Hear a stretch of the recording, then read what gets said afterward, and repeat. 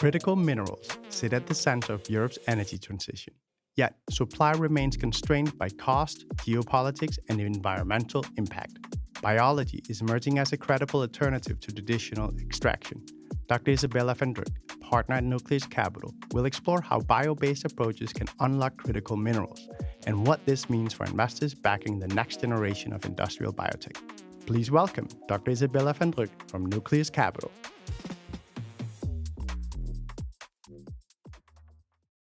Imagine tiny microbes digging for rare earth minerals. Sounds crazy, right? It's not quite true that microbes really use picks and shovels to extract minerals from the earth. But in a sense, microbes have been mining for more than thousands of years.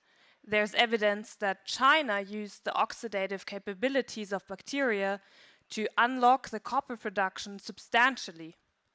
So, long before humanity built the first huge machines, the first huge excavators, nature has already been providing solutions to mining. And what's fascinating is that those very same microbes could hold an unlock for the next industrial revolution. Fast forward today, we are racing to decarbonize our production systems. So we're looking into battery technology, into wind turbines, into solar panels, into grid build-out. But the challenge here is all of these technologies rely on critical minerals such as cobalt, lithium, copper. And there we have supply chains that are anything but green.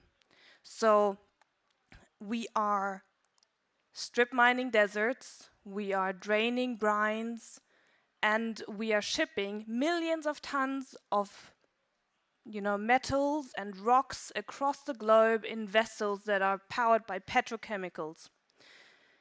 And what is more severe is that these very same supply chains are under tremendous stress due to ever declining resource quality. So while we already have 5 countries controlling the majority of the production of these minerals, we even more have a challenge around the sources of these minerals because the quality of the resources is degrading.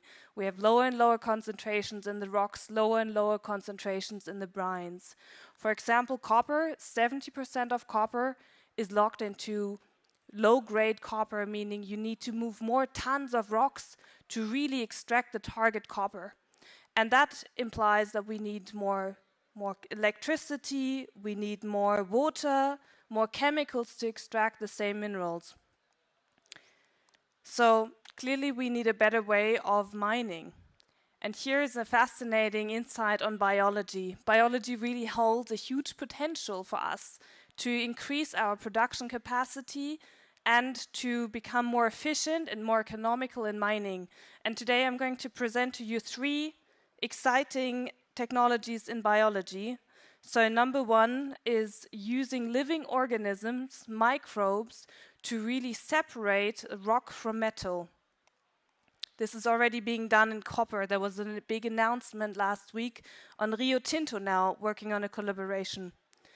Secondly, there is protein engineering, where you use the cell's tiniest building blocks to use the magnetic structures to extract minerals such as lithium and magnesium and manganese from liquid waste streams. And that has a huge impact because you need less chemicals in that process.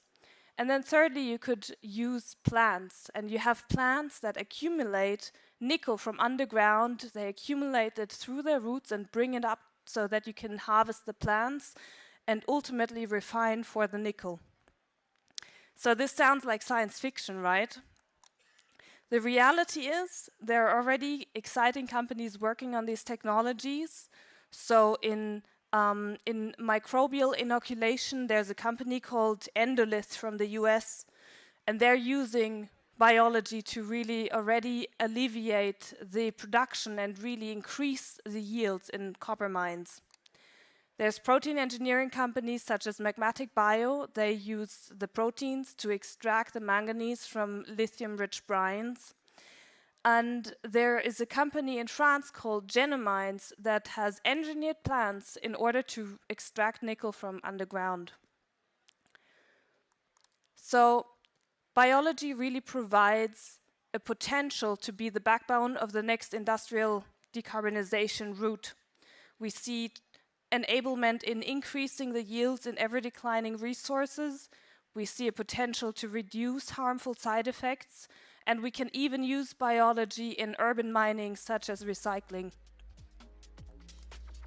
If you are an innovator looking into bold solutions tied to biology or industrial decarbonization, industrial resilience, come talk to us.